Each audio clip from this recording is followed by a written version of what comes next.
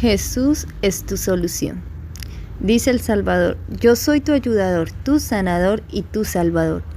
La gente ha preferido confiar su futuro en manos de políticos, su salud en manos de los médicos y sus almas en manos de los pastores. Pero la palabra de Dios nos dice en Jeremías capítulo 17, versículo 5: así ha dicho Jehová, maldito el varón que confía en el hombre y pone carne por su brazo y su corazón se aparta de Jehová. Cristo es el único capaz de dar una completa restauración a nuestras vidas. Los hombres somos seres llenos de debilidades y falencias, imperfectos y sujetos a errar. Pero en Cristo encontramos la solución para toda situación. Él es capaz de llegar a la raíz del problema y ofrecernos una verdadera respuesta. En Cristo tenemos un verdadero Rey que restaura vidas, familias, iglesias y la sociedad entera.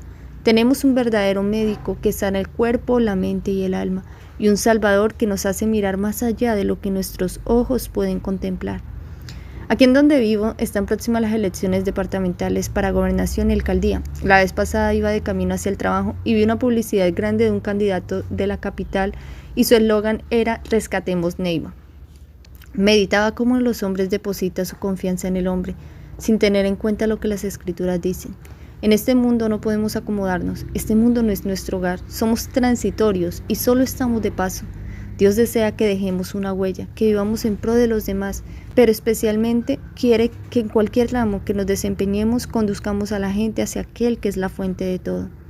Dejemos de decir, este político nos va a sacar de la mala situación en que estamos, o decir, este médico me dice que haga esto y aunque no sé si me sirva, lo haré. O a la final decir, el pastor o el sacerdote me dice que debo hacer esto para ser salvo.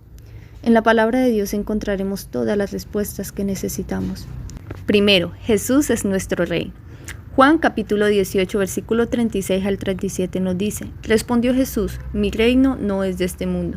Si mi reino fuera de este mundo, mis servidores pelearían para que yo no fuera entregado a los judíos, pero mi reino no es de aquí. Le dijo entonces Pilato: ¿luego eres tú rey? Respondió Jesús: tú dices que yo soy rey. Yo para esto he nacido y para esto he venido al mundo, para dar testimonio a la verdad. Todo aquel que es de la verdad oye mi voz. Jesús declaró que él era rey, pero que su reino no era de este mundo. Mientras muchos intentan acomodarse en esta tierra y esperan que los hombres, en este caso los políticos, solucionen los problemas de la sociedad, Jesús nos dice en Lucas capítulo 17, versículo 20 al 21: el reino de Dios no vendrá con advertencia, ni dirán helo aquí o helo allí, porque he aquí que el reino de Dios está entre vosotros.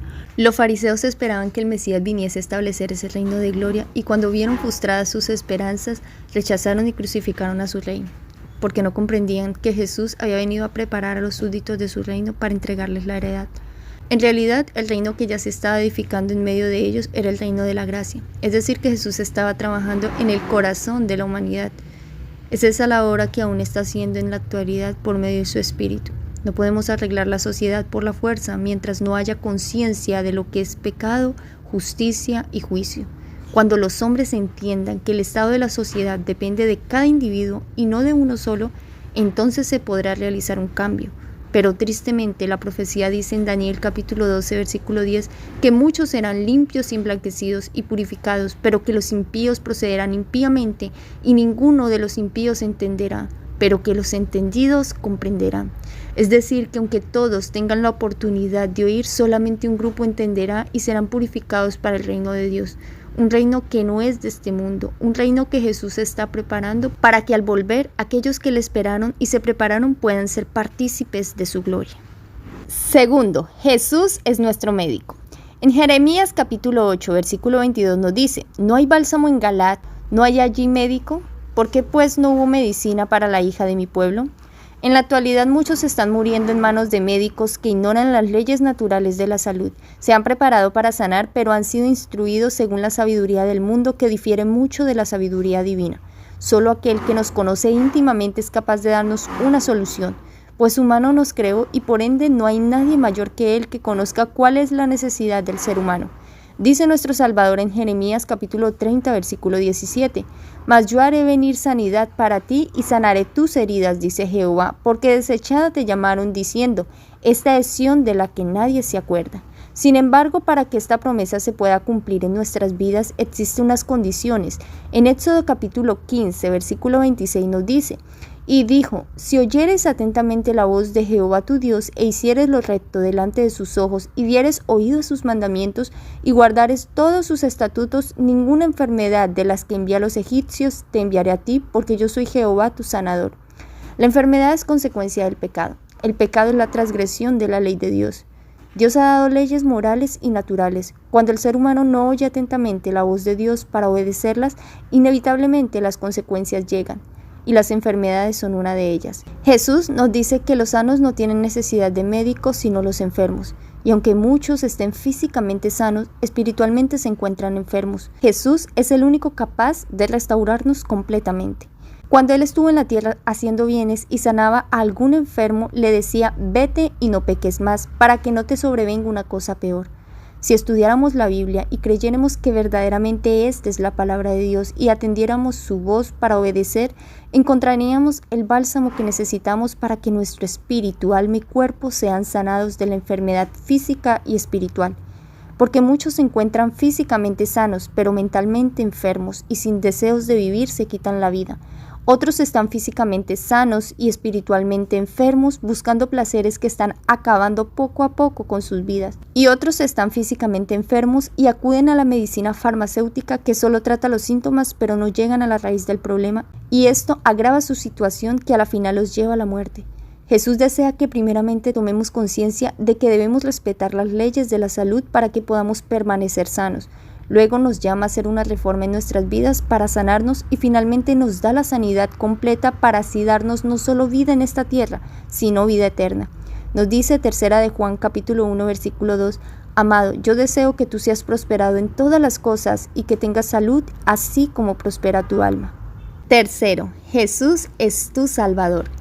Isaías capítulo 43 versículo 1 al 3 nos dice: ahora así dice Jehová, creador tuyo, Jacob, y formador tuyo, oh Israel. No temas, porque yo te redimí, te puse nombre, mío eres tú.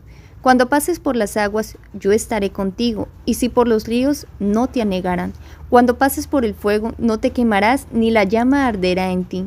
Porque yo, Jehová, Dios tuyo, el Santo de Israel, soy tu sanador. A Egipto he dado por tu rescate, a Etiopía y a Seba por ti. En el corazón de todos los seres humanos, sin distinción de raza o posición social, hay un indecible anhelo de algo que ahora no poseen.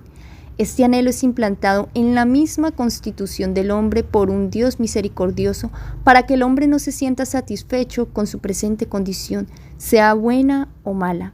Dios desea que el ser humano busque lo mejor y lo halle en el bien eterno de su alma.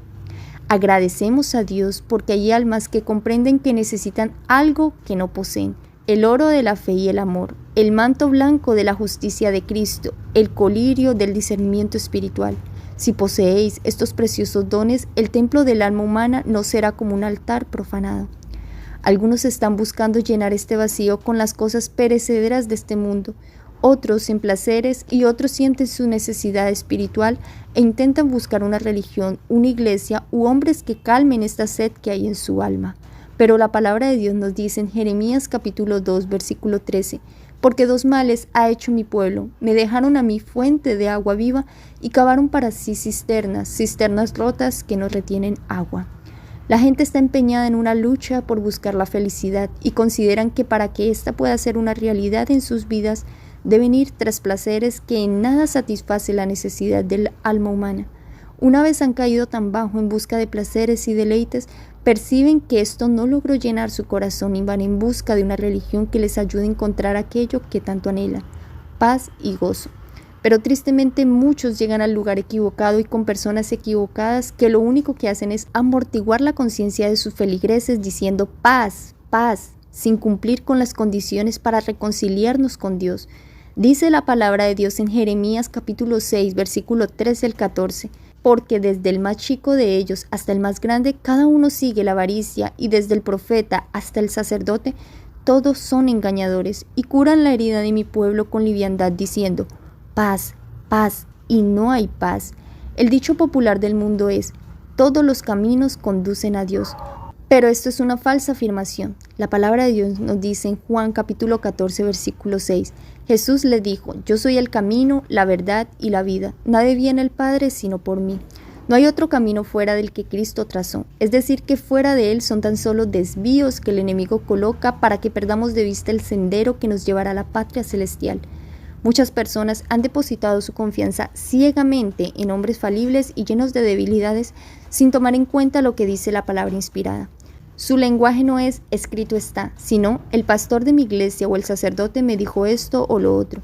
Te pregunto, ¿cómo sabes si lo que te ha dicho aquel líder religioso es cierto si no te has tomado la tarea de investigar por ti mismo lo que dicen las Escrituras? Nunca hallarás la salvación si pones tu confianza en el brazo humano, porque si éste llega a caer, tú caerás con él. En cambio, las Escrituras declaran en Hechos capítulo 4, versículo 12, y en ningún otro hay salvación, porque no hay otro nombre bajo el cielo dado a los hombres en que podamos ser salvos.